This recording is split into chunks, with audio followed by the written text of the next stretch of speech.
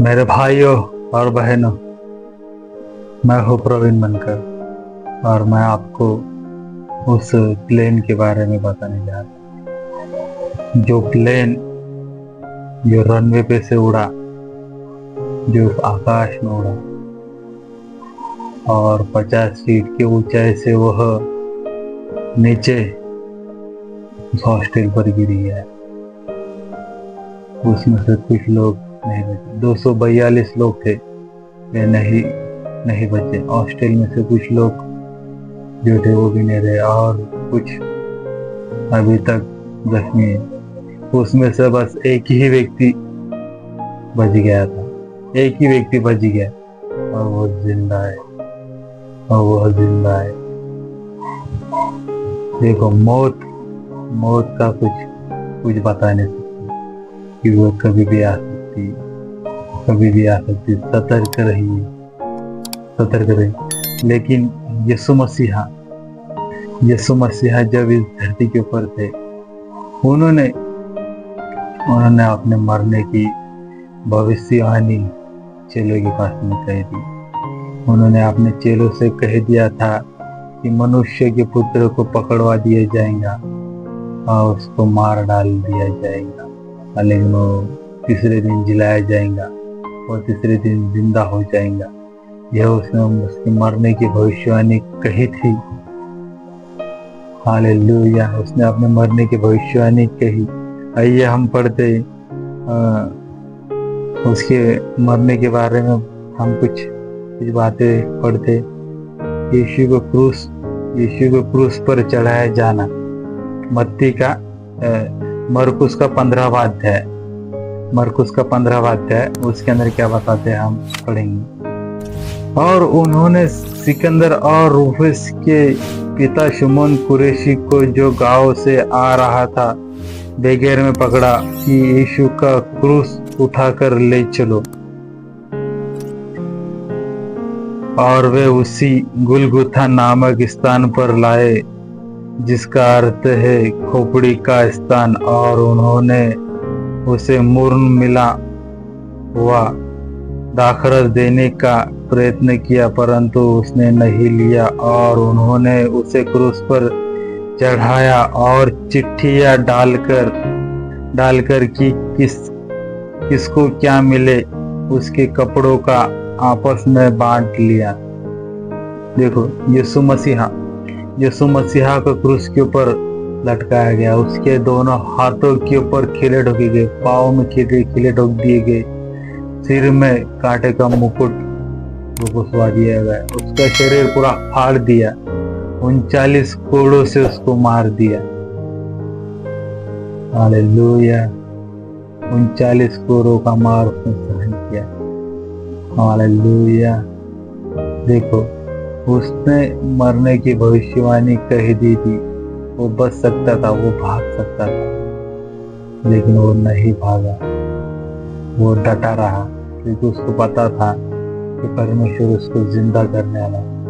उसको वे लोग मारेंगे और मार डालेंगे और तीसरे दिन वो जिंदा हो जाएगा, वो परमेश्वर ने उससे कहा था। और वे लोग उसके कपड़े की चिट्ठिया के खेल रहे थे और देख रहे थे कि कौन उसके कपड़े लेंगे। देखो, उसके साथ में कैसा मजाक उड़ा रहे थे। हालेलुया। फिर भी वह यीशु उन्हें माफ कर रहा था, और कह रहा था कि हे खुदा, इन्हें माफ कर दे कि ये क्या कर रहे हैं। इन्हें नहीं समझ में आता कि ये क्या कर रहे हैं। हालेलुया। और उसके सिर के ऊपर, क्रूस के ऊपर एक पाटी लगवा दी गई कि यह यहूदियों का राजा है, यह यहूदियों का राजा है। हालेलुया। देखो, वह राजा मरने के बाद में भी उसके ऊपर वह नाम लिख दिया गया, यह राजा है। लेकिन वह मरा नहीं, वो मर के जिंदा हो गया। Hallelujah, hallelujah. और वे उसे गुलगुथा नामक स्थान पर लाए, जिसका अर्थ है खोपड़ी का स्थान, और उन्होंने उसे मुर्र में मिला हुआ दाखरस देने का प्रयत्न किया, परंतु उसने नहीं लिया, और उन्होंने उसे क्रूस पर चढ़ा दिया, और चिट्ठियां डालकर कि किसी को क्या मिले उसके कपड़ों को आपस में बांट लिया गया। हालेलुया। जब उन्होंने उसे क्रूस पर चढ़ाया तो सुबह के 9 बज चुके थे। जब उन्होंने उसको क्रूस पर चढ़ाया तो सवेरे के 9 बज रहे थे, और उसके दोष पत्र पर यह लिखा था कि यह यहूदियों का राजा है। उन्होंने उसके साथ 2 डाकुओं को भी क्रूस पर चढ़ाया, एक को दाहिने और तथा दूसरे को बाईं ओर। तब पवित्र शास्त्र का वह वचन पूरा हुआ जिसमें कहा गया था, वह अपराधियों के साथ में गिना गया, और वह से आने जाने वाले उसकी निंदा करते हुए और सिर हिला हिला कर कहने लगे, अरे मंदिर को ढाने वाले और 3 दिन में बनाने वाले, अपने आप को बचा और क्रूस से उतर आ। इस प्रकार मुख्य याजक भी शास्त्रियों के साथ मिलकर आपस में उसका ठट्ठा कर कर यह कह रहे थे, इसने दूसरों को बचाया पर अपने आप को नहीं बचा सका। अब यह मसीह इस्राएल का राजा क्रूस पर से नीचे उतर आ कि हम देख सके और विश्वास करें, और वे भी उसके साथ क्रूस पर चढ़ाए गए थे। इसी प्रकार उसकी निंदा कर रहे थे, उसकी बहुत निंदा कर रहे थे यीशु मसीहा की, कि तू क्रूस पर से नीचे उतर आ जा, हम तुझके ऊपर विश्वास रखेंगे, हम तेरे ऊपर विश्वास रखेंगे। तू मंदिर को ढाने वाला, 3 दिन में बनाने वाला, वह तो अपने शरीर की बात कर रहा था।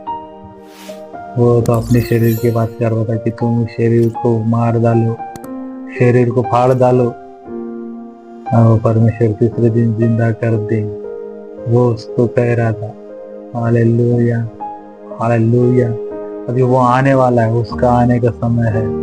वो जब आएगा, जिन्होंने उसके ऊपर विश्वास रख दिया है, वे उनको चिल्लाएंगे, वह उनको जिंदा कर देगा, और वो तुम्हारे आंसुओं को पोंछ देगा, वो तुम्हारे आंसुओं को पोंछ देगा, वो तुम्हारे दुख दर्द ले लेगा। हालेलुया।